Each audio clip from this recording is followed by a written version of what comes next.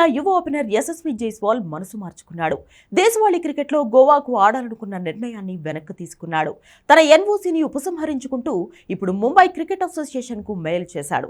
తర్వాతి దేశీయ సీజన్లో ముంబైకి ప్రాతినిధ్యం వహించడానికి తాను అందుబాటులో ఉన్నానని చెప్పాడు. ఎంసీఏ జారీ చేసిన ఎన్ఓసీని వెనక్కి తీసుకోవాలని కోరాడు.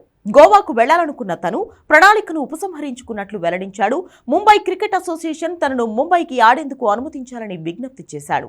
ఎంసీఏ ఇచ్చిన నో అబ్జెక్షన్ సర్టిఫికెట్ ను బీసీసీఐకి గానీ గోవా క్రికెట్ అసోసియేషన్ గానీ సమర్పించలేదని పేర్కొన్నాడు. యూపీలో పుట్టిన యశస్వి జైస్వాల్ ముంబై తరపున దేశవాళీ క్రికెట్ ఆడాడు.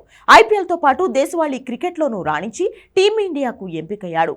ఓపెనర్ యశస్వి జైస్వాల్ భారత్ తరపున ఆడుతూ తన టెస్ట్ కెరియర్ను అద్భుతంగా ప్రారంభించాడు. గోవా తనకు కెప్టెన్సీ ఆఫర్ చేసిందని, అందుకే గోవా తరపున ఆడాలని నిర్ణయించుకున్నట్లు గతంలో జైస్వాల్ చెప్పాడు.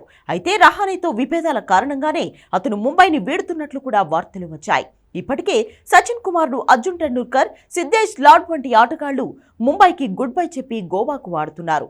వారి బాటలోనే జైస్వాల్ వెళ్లేలా కనిపించినా ఇప్పుడు హఠాత్తుగా యూటర్న్ తీసుకున్నాడు. జైస్వాల్ 11 సంవత్సరాల వయసులో ఉత్తరప్రదేశ్లోని బడోహి జిల్లాలోని సూర్యవాన్ గ్రామం నుంచి క్రికెట్ ఆడడానికి ముంబైకి వెళ్లాడు. యశస్వి జైస్వాల్ అండర్-19 రోజుల నుంచి భారత్కు ప్రాతినిధ్యం వహిస్తున్నాడు. కొన్ని సంవత్సరాల క్రితం యశస్వి జైస్వాల్ విజయ్ హజారే ట్రోఫీలో డబుల్ సెంచరీ సాధించడం ద్వారా వెలుగులోకి వచ్చాడు. ముంబై తరపున జైస్వాల్ ప్రదర్శన జాతీయ సెలెక్టర్ల దృష్టిని ఆకర్షించి ఐపీఎల్ వేలంలో అతన్ని రాజస్థాన్ రాయల్స్ తో తీసుకుంది. ఇక 2024-25 బోర్డర్ గవాస్కర్ ట్రోఫీలో జైస్వాల్ 5 టెస్టుల్లో 43.44 సగటుతో 391 పరుగులు చేశాడు. ఆస్ట్రేలియాపై అద్భుతంగా రాణించాడు. ఐపీఎల్ ప్రతి సీజన్లోనూ సత్తా చాటుతూ టీ20లో కీలక ఆటగాడిగా మారాడు.